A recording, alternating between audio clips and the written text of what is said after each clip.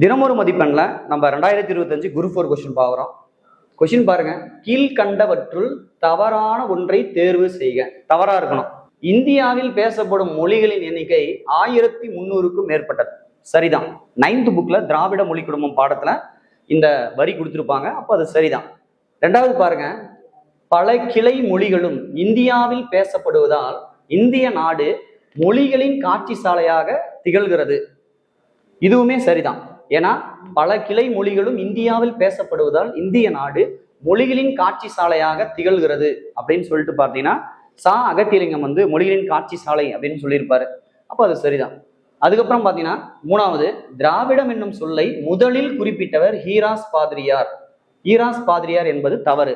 யார் வந்து பார்த்தீங்கன்னா குமரில பட்டர் தான் வந்து பார்த்தீங்கன்னா திராவிடம் என்னும் சொல்லை முதலில் குறிப்பிட்டவர் வந்து Kumarila butter. So Kumarila butter தான் வந்து பார்த்தீங்கன்னா திராவிடம் என்ன சொல்லை உருவாக்கியரும் அவரே, குறிப்பிட்டரும் அவரே, அதை வந்து பார்த்தீங்கன்னா நடைமுறை வாழ்க்கைக்கு கொண்டு வந்தவர் வந்து பார்த்தீங்கன்னா கால்டுவெல் அப்படின்னு சொல்லுவாங்க. அப்போ ஈராஸ் பாதிரியார் கொடுத்துருக்காங்க. அப்போ இது தவறு. ஏன்னா நமக்கு வந்து தவறான ஒன்றை தான் தேர்ந்தெடுக்க சொல்லியிருக்காங்க.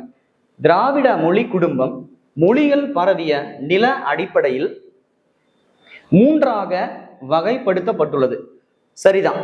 ஏன்னு கேட்டீங்கன்னா தென் திராவிட மொழி, தென் திராவிடம், வட திராவிடம், நடு திராவிடம் அப்படின்னு சொல்லிட்டு தென் திராவிடம், நடு திராவிடம், வட திராவிடம் அப்படின்னு சொல்லிட்டு 3 வகைகளா பார்த்தீங்கன்னா திராவிட மொழி குடும்பத்தை பிரிச்சிருப்பாங்க.